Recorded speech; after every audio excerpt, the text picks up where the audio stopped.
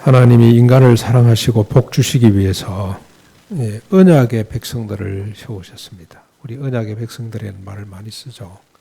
언약의 백성, 하나님의 백성들을 세웠습니다. 언약의 백성은 1차적으로 아브라함의 후손들인 이스라엘 백성들을 말합니다. 1차적이라고 한 것은 주님이 오시기 전까지는 언약의 백성이 이스라엘 백성들에게 국한이 됐고, 주님이 오신 이후로는 이제 확대되었습니다. 오늘 이 땅의 모든 예수 믿는 사람들이 다 언약의 백성이 되었습니다. 하나님은 이스라엘을 통해서 아담과 노아를 이어 아브라함에게 밝히신 자신의 소원을 이루시기를 원하셨습니다. 이 소원을 위해서 하나님은 이스라엘을 애굽으로 옮기시고 430년 동안 연단받도록 했습니다. 이 연단의 목적이 뭐냐? 인간을 이해하게 하는 겁니다. 하나님이 인간을 공부하도록 하기 위해서 애굽에 집어넣었다 이 말입니다. 우연히 간 것 아닙니다. 요셉이 살기 위해서 갔다가 가족들 다 불러가지고 청착하게 됐다 그거 아닙니다. 하나님이 원래 계획 속에 아브라함에게 이미 아브라함을 불러내실 때 이삭도 없을 때 그때 하나님 말씀하셨습니다. 네 후손이 하늘의 별처럼 많아질 것이고 그 후손들이 이방 땅에서 400년 동안이나 고난을 받게 될 것이라고 말씀을 했습니다. 고난이죠. 왜 고난을 받습니까? 그게 인간 수업이죠. 인간이 왜 고난의 존재가 됐습니까? 자기중심성 때문에 그렇습니다. 인간이 얼마나 자기중심적이고 자기중심성이라는 것이 얼마나 자기 자신과 이웃을 고통스럽게 하는지를 깨닫도록 하기 위해서 하나님이 430년 동안 애굽에 집어넣으셨다고 보시면 됩니다. 때가 되면 하나님이 모세와 아론을 세워서 이스라엘을 애굽에서 끌어내셨습니다. 그리고 그들의 손에 하나님의 소원을 담은 율법을 들려주셨습니다. 자꾸 제가 앞에 이렇게 크게 큰 그림을 먼저 그리는 이유가 있습니다. 여러분 오늘 본문을 이해하기 위해서는 앞에 이 과정을 모르면 본문 해석이 안 됩니다. 그래서 늘 우리가 습관적으로 성경을 읽을 때마다 창세기부터 요한계시록까지 전체 내용을 머리에 두고 그 틀을 갖고 한 절을 볼 수 있는 이런 훈련이 필요합니다. 하나님께서 그들 손에 들려주신 율법은 613가지로 이렇게 살기만 하면 이스라엘뿐만이 아니고 인류가 복을 받게 하셨습니다. 그 법이 출애굽기로부터 신명기까지 기록이 되어 있습니다. 그래서 우리는 창세기 출애굽기까지는 어렵게 잘 읽어옵니다. 재밌게 잘 읽어오고 결심을 해서 잘 읽다가 레위기를 시작하면서부터 다들 힘들어하는 것 같습니다. 그래서 빨리 끝났으면 좋겠다. 아니면 그냥 건너뛰면 좋겠다. 그래서 여러분 독서를 잘하는 사람들은 이런 부분을 건너뛰도록 권유합니다. 이어령 씨 얼마 전에 돌아가셨습니다만 그분 집에 책이 수만 권 있죠. 기자가 물어봤습니다. 이거 다 읽었습니까? 그랬더니 어떻게 이걸 다 읽냐. 그 독서 못하는 사람은 그렇게 물어보는 거, 독서 잘하는 사람은 탁 집어서 보고 마음에 드는 구절을 읽고 이거 잘 모르면 그냥 건너뛰어 버리고 그렇게 읽어야 된다고 독서법을 지도를 하는데 이게 일반적인 독서법인 것 같습니다. 일본의 유명한 다카시라고 하는 분이 일본의 최고의 지성 그분도 책 읽기가 그런 식입니다. 읽고 그냥 서론 읽고 별로 재미가 없으면 결론 부분 보고 그냥 던져버리라. 성경은 그렇게 읽으면 안 됩니다. 절대 그렇게 보면 안 됩니다. 아무리 힘들어 보여도 꼼꼼하게 읽어 가셔야만 됩니다. 특별히 레위기 1장에서부터 10장까지가 더 힘들죠. 복잡한 제사법이 계속되기 때문입니다. 신약에서는 이미 다 폐지됐다고 하는데 굳이 이걸 우리가 읽어야 되나 이런 의심까지도 들게 만듭니다. 그러나 여러분 제사법은 어느 법처럼 의미가 있고 은혜롭기 짝이 없습니다. 오늘 본문은 번제, 소제, 화목제를 이어서 속죄제에 관한 법입니다. 속죄제 중에서도 회중을 위한 속죄제를 어떻게 드려야 된다는 규정을 담고 있습니다. 제사장을 위한 속죄제는 1절부터 12절까지 밝혀졌고요. 13절부터 21절까지는 회중을 위한 속죄제에 대한 법입니다. 본문을 살펴보면서 하나님의 백성에게 왜 이런 제사가 필요한지, 그 의미가 무엇인지를 살피고 은혜 받도록 하겠습니다. 이제 우리 본문을 한번 들여다볼까요? 13절, 14절 상반절입니다. 만일 이스라엘 온 회중이 여호와의 계명 중 하나라도 부지 중에 범하여 허물이 있으나 스스로 깨닫지 못하다가 그 범한 죄를 깨달으면 회중은 수송아지를 속죄제로 드릴지니라. 속죄제는 제사장 또는 회중이 범한 죄를 범했을 때 수송아지로 대속제물을 바치는 제사입니다. 부지 중에 범한 죄는, 여러분 이게 무슨 말입니까? 부지 중에 죄를 지었다, 뒤에 보면 설명이 나오죠. 심지어 어느 정도까지냐면 덜 짐승의 사체를 만졌거나 곤충의 사체에 닿았을 때, 자기는 잘 몰라서 이 닿은 줄, 내 옆에 사람이 당신 지금 죽은 곤충에 몸이 닿아서 그러면 그것도 죄가 된다 이 말입니다. 그걸 위해서도 온 회중이 하나님 앞에 속죄 제사를 드려야 됩니다. 여러분, 우리가 경수하는 사람들, 그 사람이 앉은 자리에 누가 모르고 앉았다 그러면 그 사람도 부정하게 되거든요. 그 사람이 앉은지 안 앉은지를 몰랐는데 뒤에 어떤 사람이 그 여인이 앉은 자리다 그러면 그 사람도 부정하기 때문에 그 사람이 그 부정의 죄를 물어서 속죄의 죄를 드려야 된다, 그런 말입니다. 여러분, 자, 어떻게 제사가 진행되는지 한번 보실까요? 어떻게 제사가 진행되는지 14절 한반절부터 15절까지입니다. 그것을 해막 앞으로 끌어다가, 수송아지를 끌어다가 15절 회중들의 장로들이 여호와 앞에서 그 송아지의 머리에 안수하고 그것을 여호와 앞에서 잡을 것이요.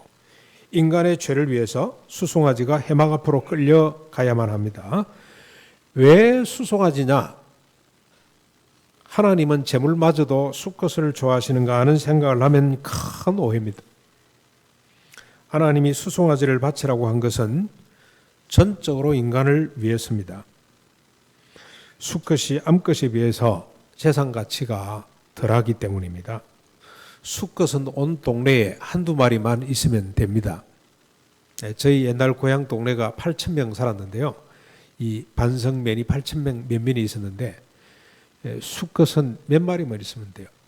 일 목적으로, 수레를 끌게 할 목적으로 가진 사람이 있기는 합니다만 종두가 되고 종돈이 될 만한 거 한두 마리만 있으면 된다 이 말입니다. 그래서 수컷은 빨리 도축합니다. 이 제사를 가만히 들여다보면 이 제사가 누굴 위해 있냐? 하나님을 위해 있지 않습니다. 인간을 위해 있습니다. 여러분, 예수 믿지 않은 사람이 자기 자식들이 예수 믿을 때 반대하는 가장 큰 이유 가운데 하나가 뭡니까? 죽고 난 뒤 제사밥 얻어먹지 못한다는 것 때문에 그렇죠. 제사를 거부하기 때문에. 근데 하나님은 제사를 원하시는 분이 아닙니다. 제물을 하나님이 좋아서 바치라고 하는 건 아닙니다. 전적으로 인간을 위해서 하나님께서 제사 제도를 만들어 놓으신 겁니다. 그래서 모든 제물들을 보면 대부분의 제물, 화목제를 제외한 대부분의 제물들은 수컷을 요구하십니다. 그만큼 하나님께서 백성들을 배려한 조치라고 할 수가 있습니다. 해막에 끌려온 송아지는 그 머리에 이 안수를 받아야 됩니다. 회중의 대표되는 장로들이 안수를 해야 합니다. 그리고 송아지를 잡습니다. 어떤 죄든지 그 값은 죽음이기 때문에 송아지가 대신 죽어야만 합니다. 그런데 여러분, 송아지 머리에 안수하는 장로들이나 이를 지켜보고 있는 회중의 느낌이 어땠을까요? 말할 수 없는 고마움과 숭고한 생각이 들었을 겁니다. 그 고마움과 숭고함의 강도가 그 사람의 인격과 영성이라고 할 수 있을 겁니다. 죄책감이 클수록 고마움과 숭고함이 크겠죠. 근데 여러분, 죄책감은 어디로부터 옵니까? 그냥 아무 생각 없이 송아지 머리에 안수하는 사람, 그 인간 제대로 됐다고 할 수가 있을까요? 자기를 대신해서 지금 죽는데 아무 생각이 없다. 그를 지켜보는 회중이 아무런 감흥이 없다. 참 문제가 많은 거죠. 죄책감이 클수록 아마 그 송아지에 대한 감사가, 고마운 생각이, 숭고함이 커질 겁니다. 죄책감은 어디로부터 옵니까?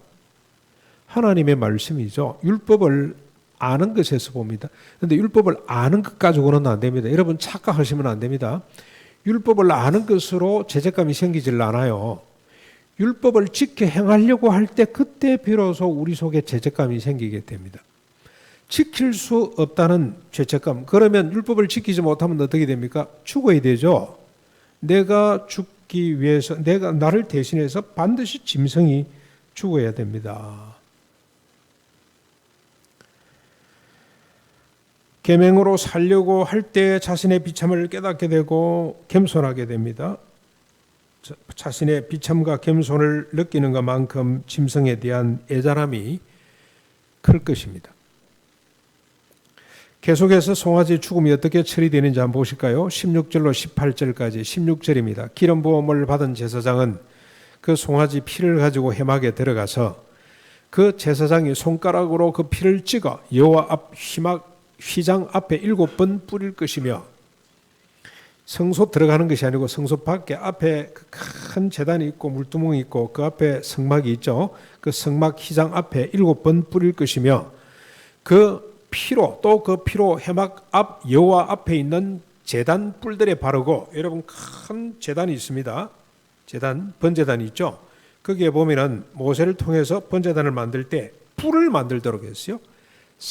각 모퉁이마다 뿔을 이렇게 달도록 만들었는데, 거기 이 짐승의 피, 이 수송아지의 피를 그 뿔에다 바르고, 그리고 전부 그 피 전부를 어떻게 해야 됩니까? 회막 문 앞 제단 밑에 쏟아 부어야만 합니다. 비록 송아지의 피지만 생명이기 때문에 아무데나 버리거나 불태우면 안 됩니다. 짐승의 생명도 존중이 여김을 받아야 된다 이 말입니다. 그래서 여러분 이 제사 제도 하나를 보면 하나님께서 생명을 얼마나 소중히 여기는가를 짐작하게 됩니다. 우리 두르게 성도님들, 이제 오늘부터 여러분 남은 결단을 하십시오. 순대 절대 먹지 말았으면 좋겠습니다. 순대 피로 만드는 거 돼지 피잖아요. 그게 피는 생명이기 때문에 먹을 수가 없어요. 제사용으로 드리고 남는 거는 땅으로 돌아가도록, 왜냐하면 생명이 땅으로부터 왔기 때문에 생명을 돌려보내도록 주님이 배려를 하셨습니다. 특별히 사람의 피를 대신하는 피이기 때문에 더 그 피를 소중히 다루도록 주님께서 법으로 이렇게 정해 놓으셨습니다. 생명 존중 사상입니다. 순대 정도가 아니고 우리가 가능하다면 하나님이 짐승을 먹도록 허락을 했습니다. 굽이 갈라지고 대책임절하는 것 이스라엘 백성들이 먹도록 하셨죠. 그래서 우리가 먹을 수는 있습니다만은 특별히 어린아이들 단백질이 필요하기 때문에 애들에게는 이 육고기가 공급이 돼야 됩니다. 절간에도 보니까 동자성들한테는 자라도록 고기를 먹이더라고 보니까. 고기를 먹어도 우리가 이런 생명 존중 사상을 가지고 음식을 대했으면 좋겠다는 생각이 듭니다. 계속해서 한번 보실까요? 19절부터 21절까지입니다. 19절, 그것의 기름은 다 떼어 제단 위에서 불사르되 그 송아지를 속죄제의 수송아지에게 한 것 같이 할지며, 제사장 그것으로 회중을 위하여 속죄한 적 그들이 사함을 받으리라. 21절입니다. 그는 그 수송아지를 진영 밖으로 가져다가 첫 번 수송아지를 사람같이 불사를 지니 이는 회중의 속죄제니라. 송아지의 모든 기름은 콩팥과 함께 번제단에서 태워져야 됩니다. 하나님 앞에 돌려지는 부분입니다. 왜 하나님은 기름을 자꾸 바치라 그랬는가? 기름을 특별히 콩팥을 바치라고 한 이유가 뭔가? 우리 성도들이 고민을 해봤습니다. 콩팥을 바치라고 가장 더러운 부분에 대해서 바치라고 하셨나? 그러면 하나님 앞에 제물로서의 그 가치가 없어지는데, 아무튼 우리 주변에 이 의사 선생님들이나 아니면 수의사가 계시면 한번 물어보면 좋겠다는 생각이 듭니다. 이 해석 성경 학자들은 해석을 잘 못해요. 왜 콩팥을 바치라고 했는지. 아무튼 기름과 콩팥을 번제단에서 불태우고 나머지는 재버리는 곳에서 깨끗이 전체를 살아야만 합니다. 이렇게 함으로 속죄제가 끝이 나고 회중은 사함을 받게 됩니다. 이것이 속죄제에 관한 613가지 중에 한 가지 법입니다. 자, 여러분 어떻습니까? 여러분의 느낌은 어떤지 모르겠습니다. 이 속죄죄에 대한 법을 쭉 13절부터 21절까지를 묵상하고 여러분의 느낌이 어땠습니까? 이렇게 해서라도 사람의 죄를 용서하시는 하나님께 감사드리고 싶은 마음이 생겼나요? 아니면 하나님이 너무 일방적이라는 생각이 들지는 않았습니까? 후지불식간에 지은 죄도 송아지나 하다못해 비둘기 새끼가 죽어야 하다니 그렇게 죄의 대가가 크단 말인가? 라는 의문이 생기지는 않았는지요. 13절에서 밝히고 있는 바와 같이 죄는 하나님의 계명을 613가지 중에 한 개라도 범하면 죄가 됩니다. 그 죄값은 사망입니다. 더간절 하나님의 계명이 무엇이기에 죽음으로 불순종의 값을 치러야 한단 말입니까? 아무리 하나님이지만 이건 좀 심하다는 생각이 들지는 않았는지요. 좀 폭력적이라는 생각까지 혹시 들지 않았는지 모르겠어요.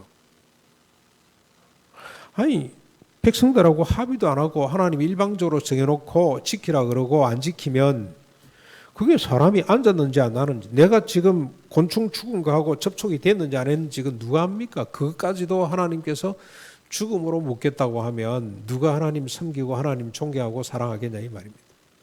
하나님이 너무 좀 폭력적이라는 생각이 들지 않습니까? 그런데 여러분, 우리 두레교회 성도들은 아마 이런 생각이 들다가도 잘 멈출 줄로 생각을 합니다. 일단 이런 생각이죠. 이런 감정을 멈추어야 됩니다. 그리고 한 걸음 더 말씀 앞으로 가야 됩니다. 이렇게 말씀하신 이유가 뭔지를 우리가 좀 더 깊이 들여다봐야 됩니다. 그러기 위해서는 믿음이 필요합니다. 무슨 믿음이 필요합니까? 우리 예수님이 하신 말씀이죠. 내가 율법을 폐하기 위해서 온 줄로 아느냐? 완전케 하기 위해서 왔다고 주님 말씀하시면서 뭐라고 했습니까? 율법의 1.1획도 없어지지 아니할 것이다. 그리고 주님은 율법의 1.1획이 떨어지는 것보다 천지가 없어지는 것이 훨씬 더 쉬운 일일 것이라고 말씀을 하셨어요. 율법의 1.1획이라는 말은 이 말입니다. 여러분 저 보면은 이 히브리어에 보면 이 모음 부호가 아주 복잡합니다. 어떤 개는 점 5개를 찍어요. 어떤 거는 옆으로 2개, 가로로 2개 찍는 것도 있고, 어떤 거는 짝대기를 옆으로 밑으로 끊는 게 복잡합니다. 이거 한 개라도 떨어지지 않는다 이 말입니다. 이거 하나 떨어지는 것이 차라리 이 우주가 사라지는 것보다 더 어렵다고 그렇게 주님 말씀을 하신 겁니다. 이 말씀에 근거해서 우리는 율법을 들여다봐야 됩니다. 나는 오늘 아침 율법의 정당성이죠. 하나님께서 이렇게 하시는 것이 왜 정당한지를 신학적으로 교리적으로 설명하지 않고 개인적인 이야기를 해보려고 합니다. 나는 개인적으로 하나님의 조치에 대해서 전적으로 동의합니다. 이게 하나님은 그렇게 하셔야 되고 이렇게 하는 것이 진리라고 저는 동의를 합니다. 613가지 중에 한 가지만 가지고 말씀드릴 수가 있습니다. 나는 내 부모를 공경하라는 계명이 없었더라면 생각만 해도 끔찍합니다만 이미 오래전에 이 세상에 없었을지 모릅니다. 아마 우리 아버지도 같은 운명이었을지도 모릅니다. 제가 지난번에도 한번 소개를 했습니다만 오늘은 다시 한번 넣고 영화 소개를 좀 하겠습니다. 저 이야기하고 버무려 가지고 한번 진행을 해보겠습니다. 이야기를 풀어보겠습니다. 아메리칸 뷰티라고 하는 영화, 여러분 혹시 시간 되시면 이건 한번 꼭 좀 보시는 게 좋을 것 같다는 생각이 듭니다. 제가 그 영화를 보고 많은 공감을 했던 이유가, 저 마음에 이렇게 남아있는 이유가 공감이 됐기 때문에 그렇습니다. 그 영화의 첫 장면, 첫 대사는 이렇게 시작이 됩니다. 어떤 여자아이가 10대 아이입니다. 10대 아이가 자기 남자친구, 학교에서 만난 자기 반 친구입니다. 그 아이가 이 비디오를 찍는 장면인데 비디오를 찍으면서 하는 이야기입니다. 난 제대로 된 아빠를 원해. 저질스러운 아빠 말고 누가 아빠를 없애 주었으면 좋겠어. 그랬더니 비디오를 찍고 있던 남자친구가 말합니다. 내가 죽여줄까? 그랬더니 그 여자아이가 똑바로 앉으면서 이야기를 합니다. 야, 그러죠? 그래, 네가 원한다면. 마음대로 해. 그런 말이죠. 그렇게 대답을 합니다. 그러면서 그 아버지가 나오면서 고백적으로 시작이 돼요. 나는 아마 1년 후에 죽을지 모릅니다로 시작을 합니다. 그 아버지가 어떤 아버지냐면 부인으로부터 인정받지 못합니다. 직장에서도 성과를 잘 내지 못해서 언제 잘릴지 모른다. 그러다 결국 잘리면서 나중에는 상관의 비리를 캐내가지고 돈을 받아냅니다. 딸로부터는 자기 친구를 너무나 본다는 아버지로 이렇게 오해를 받아가지고 뭐 실제로 또 너무나 보기는 합니다. 이렇게 막 동정하고 막 동경하고 막 사랑하고 싶어하는 마음을 막 갖고 막 그럽니다. 그래서 저질스러운 아빠였습니다. 아무도 그를 인정하지를 않습니다. 그런데 왜 아메리칸 뷰티인지를 모르겠어요. 아버지가 없어지면 좋겠다는 같은 생각을 가졌지만 저와 그 아이의 차이가 무엇인지 압니까? 저도 10대 때 아버지가 없었으면 좋겠다는 생각을 수시로 했습니다. 그 아이와 차이점이 뭔지를 제가 생각을 해봤어요. 그 아이는 일말의 죄책감이 없었습니다. 불행하다, 괴롭다는 생각을 매일같이 합니다만 그러나 죄를 짓고 있다는 생각은 추도 그 아이 속에 없었습니다. 그 엄마 속에도 없었습니다. 그 아빠 속에도 없었습니다. 그 주변의 모든 사람들 속에 죄의식과 죄책감이라는 것은 없었습니다. 하지만 그때 나는 심한 죄책감 속에 사로잡혀 있었습니다. 이게 차이입니다. 나의 죄책감은 양심이나 사회적 관습에 영향이 있었을 겁니다. 동양 예의지국에서 부모를 공경하라고 하는 어떤 이런 우리 윤리 도덕 수준에서 그런 영향도 있었을 것입니다. 그러나 제가 분명히 말씀드릴 수 있는 것이 있습니다. 나를 강하게 사로잡은 죄책감은 출애굽기 20장 12절, 신명기 5장 16절에서 두 번이나 기록되어 있는 십계명입니다. 내 부모를 공경하라고 하는 하나님의 말씀으로부터 왔습니다. 그 말씀이 나를 심히 부끄럽게 했고 그 말씀이 나를 울부짖게 만들었고 그 말씀이 결국 나를 십자가 앞으로 기억하도록 만들었습니다. 이렇게 부끄럽고 울부짖고 십자가 앞으로 기억하면서 내가 하나님의 사람으로 조금씩 빚어져 갔습니다. 613가지가 되는 계명이 주어졌다는 것이 얼마나 감사한 일인지 모릅니다. 계명이 없었더라면 말은 안 했을지 모르지만 인식은 못했을지 모르지만 영화에 나오는 아이들과 어른들처럼 생각하고 행동했을 겁니다. 있으나 없는 관계.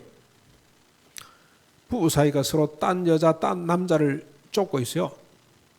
왜 그 부부 사이가 존재해야 됩니까? 있으나 없는 사이나 마찬가지죠. 살았으나 죽은 것처럼 살 수밖에 없는 그런 삶을 살았을 것입니다. 잘못인지도 죄인지도 모르고 성격 탓으로 환경 탓으로 돌리고 그냥 그렇게 하루하루 살았을 것입니다. 그러나 계명은 인간이 얼마나 죄에 빠졌는지를 깨닫게 합니다. 그 죄가 인간을 죽음보다 더 비참하고 고통스러운 낮은 자리로 돌아가게 만듭니다. 그런데 여러분 이것이 복입니다. 왜 그러냐? 우리가 낮은 자리에서 비로소 눈을 들어 높은 곳에 계신 하나님을 바라볼 수 있기 때문에 그렇습니다. 어느 정도로 바라봅니까? 여러분 시편에 나와 있죠. 종들이 상전을 바라보는 것 이상으로, 여종이 안주인을 바라보는 것 이상으로 하나님의 은혜를 바라보게 만듭니다. 하나님의 은혜는 짐승의 피를 받고 단회적으로 용서하는 대로 끝나지 않습니다. 자신의 아들 예수 그리스도의 피를 받고 영원히 용서하는 온전한 제사로 확장이 되어 갑니다. 예수님이 십자가에서 치루신 제사는 죄값만을 용서하지 않습니다. 죄의 뿌리가 되는 자기 사랑까지 못 박아 주셨습니다. 다시는 자신을 위해 타자를 부정하는 삶이 아니라 오직 주님을 위해 자신을 부정하는 삶을 살도록 해주십니다. 우리가 요한복음 최근에 묵상한 버전으로 보면 자신의 생명을 미워하고 썩어지는 미랄이 되어서 많은 생명을 얻는 삶을 살도록 하는 것이 십자가의 능력입니다. 스스로 낮아져서 이웃의 발을 씻기는 삶을 살도록 거듭나게 해 주십니다. 어떤 분이 그러더라고. 주인도 종의 발을 씻길 수가 있구나. 하나님 안에서 그렇게 될 수가 있구나 정도가 아닙니다. 주인이 종을 떠받드는 수준까지 만들어주는 것이 십자가 부활의 은혜입니다. 여러분, 아메리칸 뷰티 끝이 궁금하죠? 조금 전에 제가 잠깐 언급을 했습니다만 영화는 아버지의 죽음으로 끝이 납니다. 딸의 남자친구가 죽이지 않았습니다. 극 중에서는 남자친구의 아버지가 죽입니다. 그러나 서로 연관은 아무것도 없습니다. 자신과 시대가 만들어 놓은 올무죠. 곧 죄에 사로잡혀서 죽이고 죽었습니다. 영화는 그렇게 끝납니다만 상상이 맡긴 거죠. 이 사람을 쏘아 죽인 사람이 어떻게 됐을까? 집에 가서 자살했을 겁니다. 그걸 죄책감을 가지고 하나님 앞에 가지 못하는 사람들의 결말입니다. 결말. 딸과 아내가 뒤늦은 후회와 고통에 내던져집니다마는 그 고통 속에서도 죄책감이나 회개는 없습니다. 죄책감으로 세월을 보내던 나는 어떻게 끝을 내는지 여러분 아시겠습니까? 십자가로 더 가까이 나아갔습니다. 내가 할 수 있는 일은 그밖에 아무것도 없었습니다. 그러던 어느 날 하나님이 나의 눈을 열어주셨습니다. 주님은 십자가만을 이룬 것이 아니라 부활도 이루셨다는 사실을 깨닫게 해주셨습니다. 그리고 성령님이 하나님의 계명대로 살 수 있도록 힘을 주신다는 사실까지 깨닫게 해주셨습니다. 그 순간부터 아버지가 없어지면 좋겠다는 생각을 벗겨달라고, 대신 우리 아버지를 사랑할 수 있는 마음을 달라고 기도하기 시작했습니다. 이 기도는 십자가 부활 성령 부으심으로 만든 가난한 마음이고 새 마음이었음을 제가 알았습니다. 얼마 후 격지에 머물고 있던 나는 시간이 날 때마다 아버지께 편지를 썼습니다. 저의 지난 시간은 아버님의 사랑이었습니다. 우리 아버지도 비록 이 훈련되지 못하고 참 자식을 어떻게 다뤄야 될지 공부를 못하신 분이 돼서 사랑한다고 하면서 우리를 억압하고 막 그냥 구박하고 했습니다만 그게 아버지의 사랑인 줄을 제가 깨닫게 되고 고백을 하게 된 겁니다. 지난 시간은 아버님의 사랑이었습니다. 아버님 존경합니다. 그리고 이제 보니까 아버님이 불쌍하게 보여서 아버님 제가 이제는 아버님을 잘 모시겠습니다 하는 편지를 쓰고 또 쓰고 또 쓰고 얼마나 많이 쓰는지 모릅니다. 그리고 얼마 후 내가 잠시 방황하고 있을 때 아버님이 저를 찾아왔습니다. 저를 빤히 보고 계시다가 아버지께서 말씀하셨어요. 세태가 집에 가자. 네가 할 일이 하나 있다. 제가 물었습니다. 아버지 제가 뭘 일을 하면 됩니까? 무슨 일입니까? 그랬더니 네가 할 일은 목회자가 되는 것인 것 같다. 무슨 말입니까? 이런 일이 네한테 맞지 않는 것 같아. 네가 목회자가 되는 것이 맞는 것 같아. 우리 아버님이 저를 통해서 복음을 깨닫게 된 겁니다. 구원이 뭔지를 깨닫게 됐습니다. 그래서 그 구원을 전하는 사람이 되거라, 목회하는 사람이 되거라고 저에게 말씀을 하실 때 나는 이것이 하나님의 부르심이다라고 생각을 하고 오늘 이 자리에 있게 된 것입니다. 사랑하는 성도 여러분, 율법이 죄책감을 만들어냅니다. 우리 아이들 빼쪽빼쪽하고 질투하고 시기하고 이런 걸 성격 탓으로 인격 탓으로 묻어두지 마십시오. 율법으로 비춰보면 뭡니까? 죄입니다. 남을 미워하는 것 인간적으로 보면 그럴 수 있다고 생각을 합니다. 상대방에게 탓을 돌릴 수도 있고 사람이 살다 보면 그럴 수 있다고 생각을 할 수가 있습니다. 그러나 하나님 말씀 계명으로 비춰보면 죄로 드러납니다. 죄가 됩니다. 그걸 내버려 두면 큰일 납니다. 어떻게 됩니까? 미움이 커져서 살인으로 갑니다. 그래서 형제를 보고 미워하는 자는 곧 살인하는 죄로 주님은 그렇게 묻습니다. 그걸 위해서 주님이 십자가에 돌아가셨습니다. 그래서 이런 여러분 율법을 가리켜 율법이 있어야 됩니다. 율법 가지고 뭐가 보이냐? 내 죄가 보입니다. 그런데 두려워하지 마십시오. 죄가 보이면 어떻게 됩니까? 우리가 애통하게 됩니다. 통곡하게 됩니다. 슬퍼하게 되고 고통 가운데 거하게 됩니다. 그 고통이 주님을 바라보도록 만듭니다. 주님의 십자가를 바라보도록 만듭니다. 주님의 십자가가 내 모든 것들을 치유하고 회복해 주신다는 하나님의 은혜의 자리로 나아가게 됩니다. 그런 사람이 손을 들고 예배하는 것이 영과 진리로 예배하는 것이 됩니다. 이 은혜를 놓치지 않은 저와 여러분이 되시기를 주님의 이름으로 축원합니다.